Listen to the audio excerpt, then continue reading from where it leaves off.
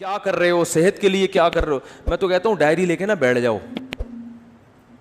بہت ساری چیزیں اپنی نا ڈائری میں لکھو. بس یہ آخری بات کر کے اپنے بیان ختم کرتا ہوں. ڈائری لو, بیٹھ جاؤ, بولو میں نے دنیا میں کیا کیا کرنا ہے. یا ایسے ہی پہلے تو یہ تھوڑی دیر سوچو بیٹھ کے. اچھا یہ ایسے بیٹھو کہ کوئی پاس میں موجود نہ ہو. کنوارے لوگوں کے لیے تو بہت ہی آسان ہے یہ, شادی شدہ لوگوں کے لیے تھوڑا سا مشکل ہوگا, کیونکہ جب آپ بیٹھو گے نا ڈائری لے کر بیگم نہیں بیٹھنے نہیں دے گی. وہ کہے گی کیا ہو گیا, کیا کر رہے ہو, کیوں اکیلے, خیریت, بجھے سے لگ رہے ہو آج آپ, ٹھیک ہے نا. تو بیگم کو بھی ڈائری دے کے دوسرے کمرے میں بٹھا دو, بیگم تم بھی اپنا ایک ویژن بناؤ, میں نے دنیا میں کرنا کیا ہے.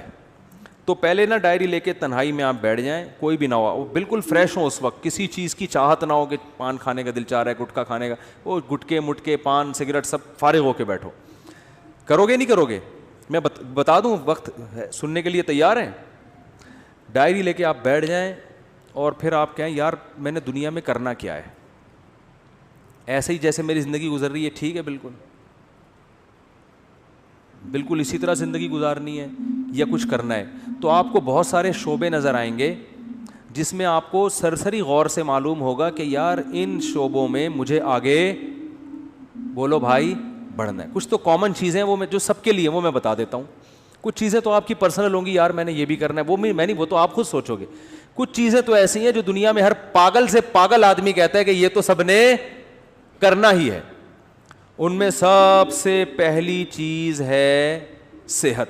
ویسے تو سب سے پہلی چیز ہے اسلام, اللہ کے لیے کیا کیا, لیکن میں صحت کو اس لیے پہلے نمبر پہ کہ اسلام پر عمل بھی صحت کے بغیر ممکن, کیونکہ جب بیمار ہو گئے نا تو وہ کچھ بھی نہیں کر سکو گے پھر.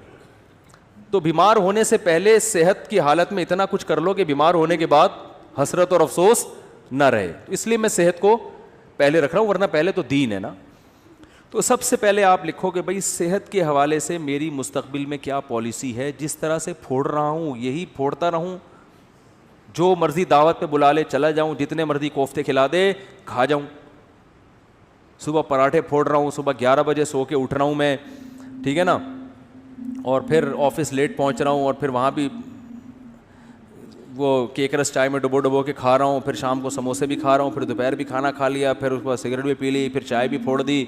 اگر یہی بالکل مناسب ہے تو ٹھیک ہے, اور اگر یہ مناسب نہیں ہے تو مجھے اپنی صحت کے لیے اب کیا, بولو نا, کیا کرنا ہے. صرف دعاؤں پہ کام چلانا ہے, یا وظیفوں پہ کام چلانا ہے, یا اس صحت کے لیے کچھ کرنا بھی ہے. ہمارے نبی صلی اللہ علیہ وسلم کی صحت تو بہت اچھی تھی.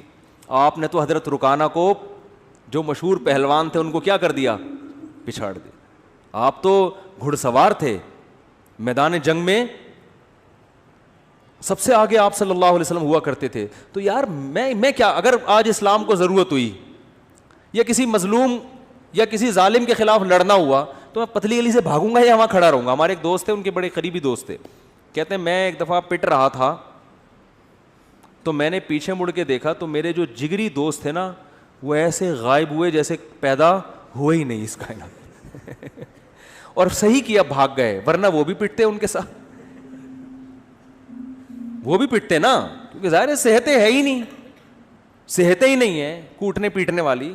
تو مرد کو تو ایسا ہونا چاہیے پیٹے نہیں بلا وجہ. کبھی ضرورت پڑتی ہے کہ آپ کو پٹنا بھی پڑتا ہے, اور پٹنے سے بچنے کے لیے سامنے والے کو پیٹنا پڑتا ہے. موسیٰ علیہ السلام نے ایک تھپڑ لگایا تھا قبطی کو, اس کا انا للہ ہو گیا تھا. کیا صحت تھی کہ نہیں تھی؟ تو وہ انہوں نے قتل کی نیت سے مارا نہیں تھا, ان کی نیت تو تھی لڑائی چھڑوانے کی. لڑائی چھڑوانے کے لیے چانٹا لگا اور وہ مر گیا. تو مارنے کی نیت سے اگر مکہ مارتے تو کیا حال ہوتا اس کا, آپ خود سوچو. تو دیندار آدمی ہوں, نبی صلی اللہ علیہ وسلم نے فرمایا, آپ اپنے بارے میں سوچیں گے کہ دیندار ہوں تو نبی نے, یا دیندار بننا چاہتا ہوں تو نبی نے فرمایا طاقتور مومن کمزور مومن سے اللہ کو زیادہ محبوب ہے. تو یار میں, صحت سے تو سارے کام ہوتے ہیں, صحت ہوگی تو نماز بھی ہوگی, روزہ بھی رکھا جائے گا, ماں باپ کی خدمت بھی ہوگی, بیوی بچوں کی خدمت بھی ہوگی. بیوی کی الٹی سیدھی کڑوی کسیلی باتیں برداشت کرنا, بلڈ پریشر کا مریض برداشت کر سکتا ہے, وہ برداشت کرنا آسان ہوگا, ٹھیک ہے نا, اگر بیوی ایسی ہے, ایسی ہوتی نہیں ہے لیکن اگر بالفرض ایسی کسی کی نکلی وائف. تو ابا کی, ماں باپ بڑھاپے میں جو چڑچڑی طبیعت ہو جاتی ہے, تو اس کو جوان آدمی کے لیے, صحت مند آدمی کے لیے برداشت کرنا کیا ہوتا ہے, آسان. تو یار میں نے اپنی صحت کے لیے کیا کیا, ایسے ہی چلتا رہوں گا یا کچھ کرنا ہے, تو ڈائری میں لکھو. تو صحت کی بھی موٹی موٹی بنیادی چیزیں بتا دیتا ہوں کہ بھائی 40 سال سے میری عمر زیادہ ہو گئی ہے, تو اب سب سے پہلے تو کولیسٹرول چیک کرنا ہے, لیول بڑھا ہوا تو نہیں ہے, بلڈ پریشر چیک کرنا ہے نارمل ہے کہ نہیں ہے, یہ 2 چیزیں تو ہے نا. شوگر کا ٹیسٹ کروانا ہے کہ شوگر کی طرف تو نہیں جا رہا معاملہ, کیونکہ یہ اسی وقت پھر آدمی آہستہ آہستہ جانا شروع ہوتا ہے. تو بھائی اگر ہے تو ابھی احتیاط کرو. یہ ساری 2-3 موٹے موٹے ٹیسٹ ہوتے ہیں, وہ ڈاکٹر بتا دے گا. نہیں بھی کرو ٹیسٹ تو چلو چھوڑو, ٹیسٹ نہ کراؤ.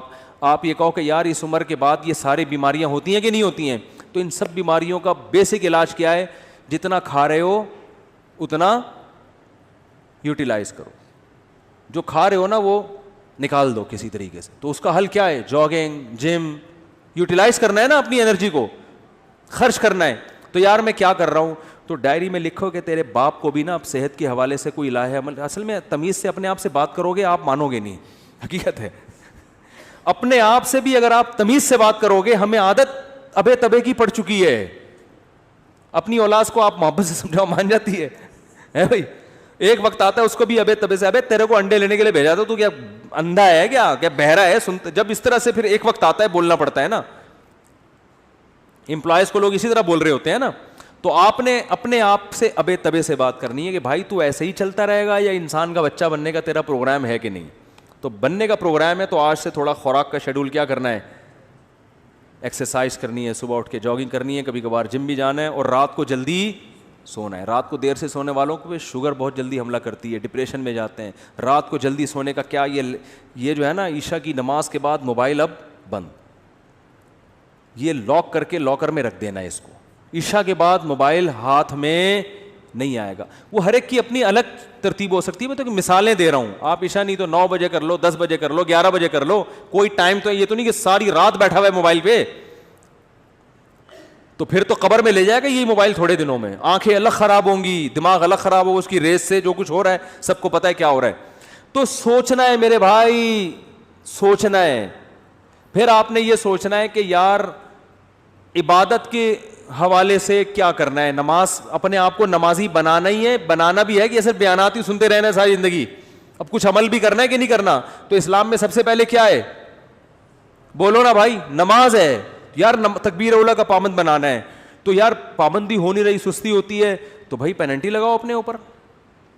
لکھو کہ ایک نماز ضائع ہو گئی تو اتنے روپے صدقہ کروں گا, پینلٹی لگاؤ اپنے اوپر.